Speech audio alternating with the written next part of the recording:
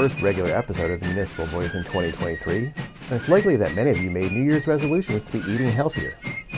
In New Haven, City Seed runs popular farmers markets that connect folks in underserved communities with good quality local producers, allowing city residents to have a positive relationship with food resources. Building this relationship within the community, City Seed was able to start Sanctuary Kitchen, where refugees and immigrants that have resettled in New Haven can translate their cooking skills into economically viable culinary pursuits. Today in the Municipal Voice, we are talking with Courtney Renton, Executive Director of City Seed, and Nasima Gilson, Program Director of Sanctuary Kitchen, about their work in New Haven and abroad, how they support the local community, and how the community supports them back, and most importantly, delicious, healthy food. The Municipal Voice is the Connecticut Conference of Municipalities podcast in collaboration with WNHH LP 103.5 FM. I'm your host, Matt Ford. As always, be sure to give us a like and let us know what you're thinking in the comments. CCM's Municipal Voice podcast continues to present a key forum on important state-local issues. The views expressed do not necessarily reflect the consensus views of CCM or member municipal leaders. Courtney, Nasima, thanks for joining us today. Thanks for having us. Yeah, great to be here. I think the first question probably should go to Courtney, since City Seed is the umbrella organization here. Can you tell a little bit about yourself and City Seed? Sure. So my name's Courtney Renton. I'm the Executive Director of City Seed. I've been really honored to be in this role for just about 3 years, since March 2020. And City Seed is a nonprofit based in New Haven. We've been a part of the community since 2004, so coming up on just about 20 years. In New Haven, we have 3 kind of main programs that are all centered around food, economic development, community development, and sustainable agriculture. So we're really about creating thriving communities through food. One of them is Sanctuary Kitchen, which you will hear a lot about today. And then a lot of people know us as well from our farmers markets. That's how City Seed got started way back when, launching the city's first market in Worcester Square in 2004. And then kind of the newest and most emerging part of our work is supporting food entrepreneurs. So we have a program called City Seed Incubates that works with a network of about 500 early stage food businesses based in New Haven to help them get started and bring delicious food to the community. And many of those businesses are also graduates of Sanctuary Kitchen. So lots of crossover between those programs.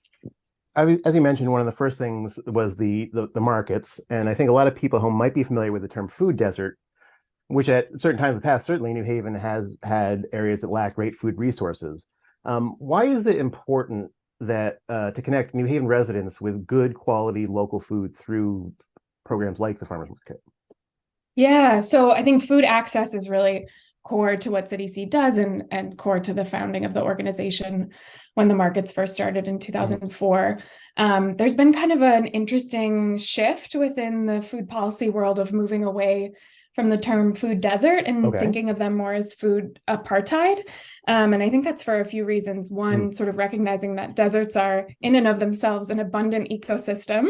And in that same way, kind of labeling any particular neighborhood or part of a city as a desert is ignoring a lot of the life and vitality that is there, but maybe isn't captured or measured by traditional sort of forms of data collection or government agencies, but then also kind of understanding like the very human systems that can cause a lack of access to food or lack of grocery stores in a particular neighborhood, that there's like a real system at play in that. And so this kind of term food apartheid has really taken off to just sort of recognize some of those shifts. So it is very important for City Seed, both through our farmers markets and all the work that we do, to think about access to food, whether that's for customers who are purchasing food at the farmers markets, but also access to opportunity, whether that is for the chefs who participate in Sanctuary Kitchen or the entrepreneurs in our program. All of our farmers markets accept and double SNAP,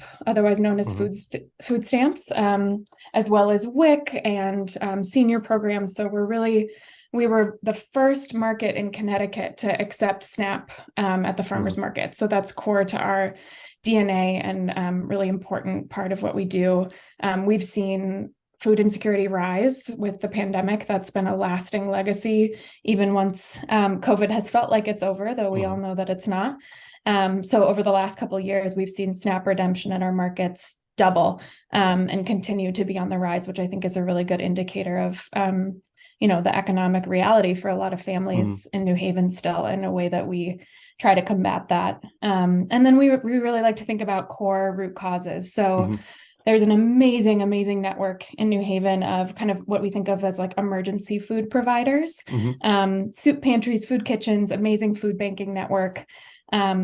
Our farmers markets are kind of a piece of that puzzle because people are able to spend their benefits at the markets. But then we really like to think upstream of what's causing this issue in the first place. And really it's poverty, wealth distribution, access to opportunity. And so that's where training programs like Sanctuary Kitchen and our entrepreneurship work really come in to think about how can we provide opportunity, jobs, the ability for people to control their livelihoods through food as this amazing tool for economic development upstream. So all of our programs have a different kind of approach to food access and food equity in different ways, and work together to make sure that people in New Haven are getting access to local healthy food, which is a human right. Yeah. And you call it now, you're saying you want to call it food apartheid, and you mentioned equity. I know at CCM, one of our recent efforts the last couple of years has been towards equity issues. And you mentioned, that there's a lot of historical reasons. Is there a lot of correlation between what we now are calling food apartheid and like historical like redlining and things like that? Yeah, I mean, this could be, I'm sure this is somebody's entire master's thesis or PhD thesis, right? But absolutely, I think the same COVID in many ways just heightened awareness of inequity that was already prevalent in the system. And so I think we've seen that show up in housing, healthcare, certainly food security, job security, all these other issues. And, City Seed is a unique organization in that we really look at the food system holistically. So, we're talking about food access, we're talking about sustainable agriculture, we're also thinking about immigration, healthcare, just all of these issues that I think have, as you pointed out, have been brought to light over the last couple of years. And I think the power is really in those intersections and those partnerships where we can, really think at the city level. We're talking about the city of New Haven and how we can make some systemic change. Yeah. You mentioned partners. You partner quite a bit with local organizations and the city to help create kind of a positive ecosystem. What do you look for in a partnership with another organization? That's a great question. We love our partnerships. It's really one of the benefits of having been in the city for almost 20 years.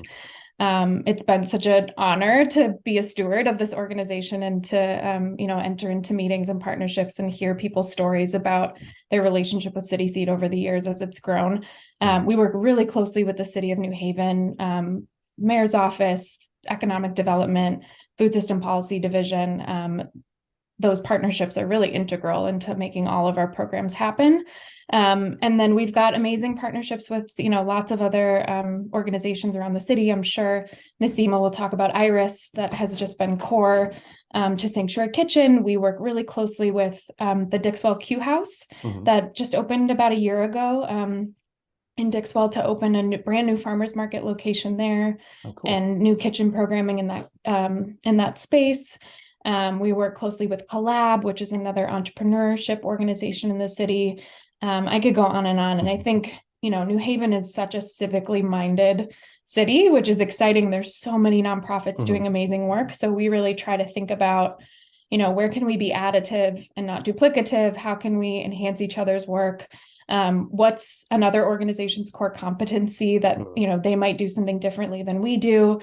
And how can we lift each other up, especially recognizing in a lot of cases that we're serving similar people. So how can we really make those connections and not always reinvent the wheel, always with an eye towards, equity and impact. Yeah, I think Connecticut is not only a place that kind of needs a lot of these things, but also has a lot of organizations like yours that are working towards it. So there's a lot of other people to lean on and work with. That's great. Nasima, you're the program director for Sanctuary Kitchen, where City Seed brings healthy food to city residents and works with local organizations. Sanctuary Kitchen uses food to help connect city residents with organizations. Tell us about Sanctuary Kitchen and your role there. Sure. So Sanctuary Kitchen started in 2017. A group of New Haven volunteers, community organizers, kind of just people in general in the community came together, and they really wanted to do something. It was after the 2016 elections. It was after the Muslim ban. There were kind of other things going on in the world and in the country. Mm-hmm. And they weren't sure exactly what they wanted to do, but they knew that they wanted to do something. And so the idea of Sanctuary Kitchen was born. It started out as mostly supper clubs. So a group of people would get together at someone's house, and a refugee or immigrant chef would come over, prepare a meal, tell their story, and kind of just get to know the community. Mm-hmm. And it was a really beautiful collaboration. I think that a lot of people were able to kind of learn about different cultures that they may not have been aware of before. Mm-hmm. And when we started to partner with City Seed, it was kind of just a natural progression for Mm-hmm. the food access and storytelling and all of that great information that we can share. So we kind of morphed into a training program, culinary training program. So we have chefs that come through our program. They learn culinary ESL, they learn culinary arts in the classroom, and then they move into our kitchen and get to prepare the foods that we sell at our markets. We also have a really robust catering program, and we do curbside pickups on Friday nights. Oh, that's very cool. I know that you partner with organizations like IRIS, the Integrated Refugee and Immigrant Service, which has helped make New Haven a haven for refugees from around the world. How does food help you tell the story of immigrants and refugees in places like the Peabody, where you had successful programs? So to me, food is the great uniter. It kind of transcends language, it transcends religion, other boundaries. And to me, Iris has been a great partner because they're so welcoming, and they bring so many different people from different backgrounds into New Haven. New Haven's a beautiful melting pot in and of itself. And storytelling is a huge part of what we do, because I feel like you learn about somebody through their food. So if somebody cooks you a meal, you're learning all about them and their kind of history, because most of the time it's family recipes, and that's essentially what we do here. So really having that partner in Iris and a few others that we have around the city, I think really strengthens our voice and the chef's voices, most importantly. And we try to make sure that they're centered at all of our work, so that they are bringing their own piece of their heritage to the greater New Haven population. That's great. And what are some other places around New Haven that you have done programs? So the Peabody is one, which is great. We do some work with the Community Foundation. We've done programs at Yale. Also City of New Haven, we're kind of open to really whatever fits. We have a few kind of upcoming projects that might be kind of exciting that I'll probably have more to update with a later. People should check the website to find out more. Yes, definitely. We'll have some exciting things coming up. That's very cool. I've seen the food being sold at the City Seed farmers markets. Are there other places you can buy the food, like a store, or just other ways to support Sanctuary Kitchen? Yes, sure. So we do our Friday night curbside pickup. The menu opens the previous Friday night, and it runs through Monday at midnight. And each week is a little bit different. There are some mainstays in there, but it changes every week. And we try to highlight as many of the chefs as we can, so that way there's a nice variation of global foods on the menu. And you just pick it up right at our location. We're at 109 Legion Ave. And so that's great. We also do catering. So if there's any interest in catering parties, small and large, we're happy to provide. And we have great menus for that can please any palate. Like selections from around the world where you could get Absolutely. Great stuff. Yes. That's very cool. Try something new, or try something that tastes like home, even for some people. Yes, exactly. Do you, now obviously you're part of City Seed, for the kitchen, do you use a lot of products from the farmers market? Is there a lot of crossover between those two things? Yes, we try to as much as possible. We try to source locally, and mostly through our partner farms. And it's something that we're definitely developing and continuing to develop, of working with farms and trying to make sure that we have specific ingredients that we need. Some of the things are a little more challenging because they are specific to a different cuisine. So you have to kind of go a few different places. But so are you working with some of the farmers to try to grow maybe some of these vegetables that might be familiar to people from their home? Yeah, we just brought on board a new director of agriculture who's wonderful, and we're really excited to partner with her. So she'll be able to kind of guide us in which farms are going to be able to work out for us really well to grow some of those like interesting different vegetables. That's very cool. Maybe something in the future could be introducing some people to some new vegetables and stuff too. That'd be a lot of fun. Definitely. You know, how to use them, all sorts of good stuff. This show is called the Municipal Voice, and both CCM and your organization have kind of strong links to the city, New Haven, that we're located in. Courtney, what role does New Haven play in this? We know, it's supportive of the markets, but what is the community's response to your programs? I could talk about this forever. New Haven is such a unique place, and City Seed's a really unique organization. I've worked in food systems for 15 years around the country, and I'm not from New Haven. I've only lived here for about 6 years, and came from Chicago in the Midwest. And one of the reasons that I decided I wanted to stay in New Haven and was so thrilled about this job specifically is because of how unique City Seed is and how unique New Haven is as an organization that supports incredible community-based organizations like City Seed. So we really, our work has always been rooted in community. You've heard about, the farmers markets being started by a group of invested neighbors 20 years ago. Sanctuary Kitchen was started by a group of engaged citizens who wanted to make change. That's really kind of in the DNA of what we do. And I think is this like special secret sauce to New Haven, and something that we're always trying to honor in the way that we approach our program. So each one of our programs have advisory committees where we have residents, advisors, mentors, people who are experts, and people who also just participate and enjoy our programs, advise us on how to go forward. And that's been, I think, core to the success of City Seed, and making sure that what we're doing is really not just responsive to what the community wants, but as Naseema mentioned, that we have leaders with lived experience embedded within the organization, making decisions and moving our work forward. So I think that they go hand in hand, and we really try to make sure that we're not just listening, but that we are truly a community-oriented organization. You are listening to the Municipal Voice on WNHH 103.5 FM.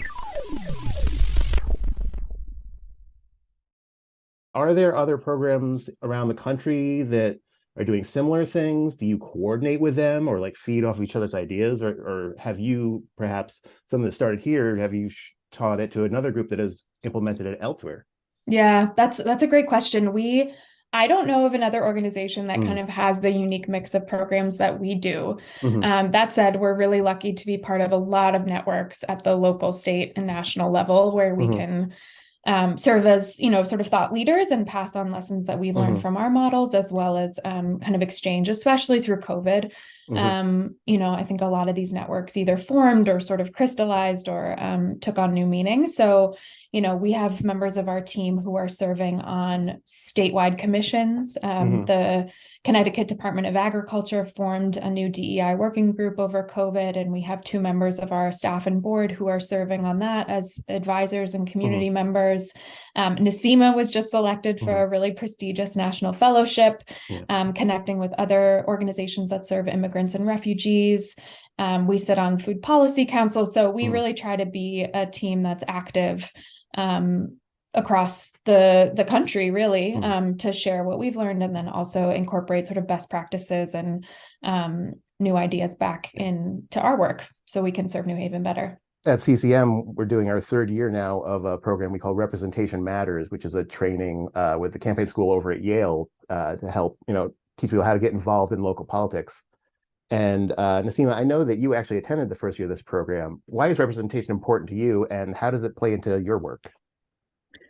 So, I think that Representation Matters was a great program in general. I think we learned so much about just kind of the way that the world works and just how people are represented in different facets of government and also just everyday life. For me and my work, I think refugees and immigrants especially sometimes are a group that are really overlooked.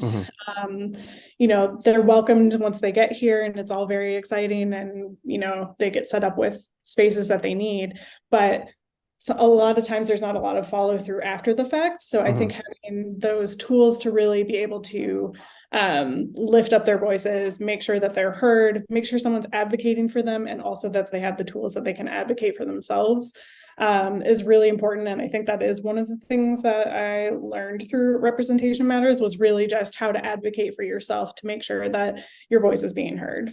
That's good. Lessons in there for all aspects and life, not just straight into politics necessarily. Definitely. So this is the second episode of the year for us, and our first one was up at the state capitol for opening day of the session. And I know that City Seed and Sanctuary Kitchen have supporters in the state government. Attorney General William Tong is among your supporters, and he gave your first group of chefs an award in recognition from the Office of the Attorney General. How did they feel about that? How did that come about? They were so excited and so proud of themselves, as they should be. The Attorney General is a great partner of ours. He's come and he's made dumplings with us, and he's volunteered. His daughter has volunteered in the kitchen. It's great to have that kind of recognition, I guess, from the state level especially, and just somebody who understands the work that we're doing and is really passionate about it as well. And it's great for the chefs too. These are citizens now who are getting to have that direct contact with somebody that represents them, and I think that's just so invaluable. Yeah, representative government in action, right there. Absolutely. Yeah. You were able to be one of the first recipients of the Community Investment Fund grants. What was that process like, and how did it feel to have these folks on your side? It's been amazing. I'm still sort of pinching myself, ourselves. This was an incredible opportunity for us to apply for funding and really to dream big. When we were thinking about applying for these funds, we had a lot of great conversations with the team at DECD, the Department of Economic Development, about just kind of the scale of imagination and impact that they were looking for, and that we've been really hungry for, but sometimes it's hard to find grants that match your ambition. So, we just kind of went for it, and we knew it was going to be incredibly competitive. It was the first round of these funds. And if you look at the list of who else is funded, I mean, it's just incredible projects and organizations that we admire and look up to so much in New Haven and across the city. So when we got it, I mean, it was $1 million, a little over $1 million, which, just to put in perspective, was larger than our organizational budget not that long ago. So this is going to be incredibly transformative for us. And, absolutely, we are so grateful to the champions that we have in our New Haven delegation and state and federal government, who, advocated for these funds to come home to New Haven and to make such a big difference. So we're thrilled, just kind of officially announced those funds right before the new year, and can't wait to put them into action very soon. That's great. And you said we're kind of figuring out how to apply for these could be challenging. Did you get some support in some of that, in finding these funds and, applying for them? Yeah, I would say the team at DCD has been great. We've worked closely with the kind of folks who are implementing that grant. They did webinars. I always recommend to people, like, go to the webinars, read, print out the guidelines and read them cover to cover 5 times in a row. But yeah, we really went for it. We've grown a lot, as I mentioned, the last year or two. So we've had some other funding wins at the state and federal level, as our organization has grown. And so I think just having those applications kind of ready and having our story ready and knowing what we wanted to do with those funds was incredibly helpful. But yeah, it was super competitive. So we feel very lucky. Yeah, it sounds like you were in a place to kind of hit the ground running with that. As you mentioned, you got $1 million, which is bigger than your budget was a little while ago. Do you have any idea how you're going to implement these funds? Oh, we sure do. So we're still kind of finalizing a few details. So I can't give you the total scoop yet. But, we have known for a long time that we had a real need for physical infrastructure. So you've heard a lot about our amazing programs and how much we've grown as an organization. We've done all of that really on just like people power for a long time. So we've kind of been busting at the seams out of all of our different facilities. The kitchen that Sanctuary Kitchen is in, the kitchens that we rent out to entrepreneurs, needing indoor farmers market space, especially in the winter when there's inclement weather. So we've kind of built the programs, built the services, have this amazing team in place, and really kind of need like the hard infrastructure and physical space to make it happen, and to be kind of a hub for things, all things food in New Haven. So we can't tell you the exact address yet, but we can tell you that these funds are going to really help us launch a new facility for City Seed within the next year. That the kind of heart of it will be shared use commercial kitchen space that we can rent out at below market rate to entrepreneurs and food businesses. So you can expect to come to that space and visit Sanctuary Kitchen. You know, we're hoping to have pop-up markets. Come check out the newest food entrepreneurs. We'd love to host panels and conferences. We really want it to be this like active, vibrant space that has everything that City C does under one roof and can also be really open to the community. So more to come, official announcement coming soon, but yeah, those funds are going to be really transformative for us, and we're hope for New Haven. That's great. So currently, like those kitchen spaces, you have to rent those? Yeah, we've been operating for a number of years with this network of satellite kitchens, which has been wonderful. And we work with great partners to be able to do that, including the Q House in Dixwell, as well as Continuum of Care, which is an amazing mental health nonprofit in New Haven that Sanctuary Kitchen is housed out of now. Those spaces are great, but they're too small. So we already have way more demand than we have essentially supply of kitchen hours and kitchen space, not only for Sanctuary Kitchen and what we do internally, but also for the entrepreneurs that we work with who need kitchen space too. So we're ready to kind of bust out and have probably like 10 times the amount of space we have now. It's not like these new facilities, you know, short-term will save you money, but long-term might even generate some revenue. Yep. Yeah. Sanctuary Kitchen's got, or City Seed in general, has a really great model in that we're a nonprofit, but all of our programs also earn revenue. So we really operate more like a social enterprise, which has been a great model, especially kind of navigating the challenging waves of COVID. And we feel really lucky that we've come out the other side, stronger organization, because it's been tough out there. So looking forward for your organizations must be fun. It seems like there's a lot of growth right now. You got some, money coming in, a lot of support from the community and city. Naseema, are you optimistic about the future of Sanctuary Kitchen? 100%. I think we're at such an exciting point right now. As Courtney mentioned, we've all been growing so much over the past year or two. Even despite COVID, we've really been able to grow our team. And we're getting ready to launch our second cohort for the culinary training program in February. So that's really exciting. And we've promoted 2 of our chefs from the first cohort into leadership positions in the kitchen as well. So cool. I think really the dream is that, chefs that go through our program are going to be able to just run the whole show. So, and I think we are well on our way to being able to do that. That sounds cool. So people who have gone through the program already are now getting leadership positions. So you're not just training them for, entry level. Some of these people are learning how to manage, how to run a kitchen on their own. Absolutely. And they have the opportunity to go through our FBA program as well. So, I mean, there's a lot of opportunity out there for all of our wonderful chefs. Courtney, I want to talk to you about the future of the organization too. But first, for my own personal knowledge, is there any way you can get Sono Baking to start making the dried fruit focaccia again for Saturdays? I'll put in a word. A little note and just see what you can do. Okay. Okay. So noted. Courtney, do you feel like City Seed is going to keep growing within the city of New Haven? Do you think it can expand, maybe beyond the borders of New Haven? Are you optimistic about the future of the organization?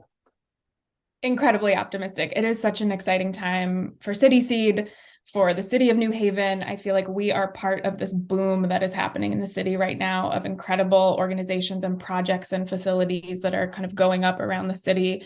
There's just so much opportunity here, and we feel really fortunate to be in a position to be able to meet the need, and to have so much community support for what we do, whether it's customers coming to Sanctuary Kitchen, people buying their special bread at the farmers market, people supporting food entrepreneurs. It's just such an incredible time for entrepreneurship in general, for the food system in general.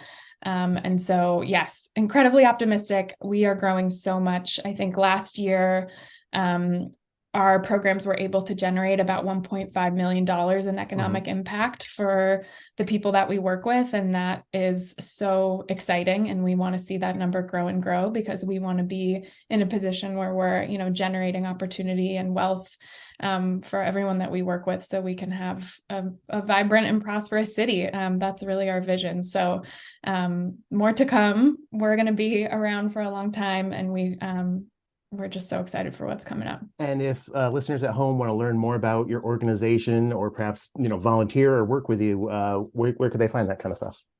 Definitely. Please, we have a place for everybody. So you can go to our website, cityseed.org. Sanctuarykitchen.org also has its own website where you can order food, check out our menus. We're on all the social handles, so you can find us on Instagram and Twitter and Facebook. And then we also send out a weekly newsletter that always has information about what's going on with the farmers markets and Sanctuary Kitchen as well. So please stay in touch. We promise not to spam you. It's all beautiful, beautiful content. Beautiful food for everyone at home. Well, Courtney, Naseema, thank you so much for joining us today on the Municipal Voice. Really appreciate it.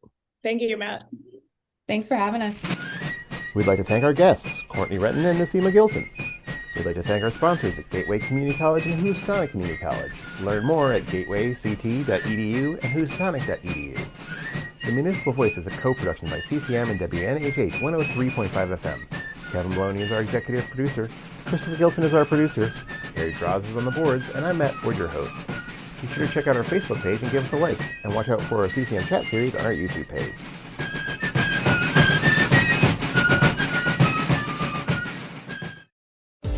America was founded on the principle of representative government, but communities of color are marginalized in this process. If you're interested in running for office or serving on a local board or commission, the Connecticut Conference of Municipalities and the Campaign School at Yale are hosting Representation Matters, a free remote 2-day training session with informative workshops and panels of experts to give you the tools to make this a reality. Visit ccmcares.com for info on how to register.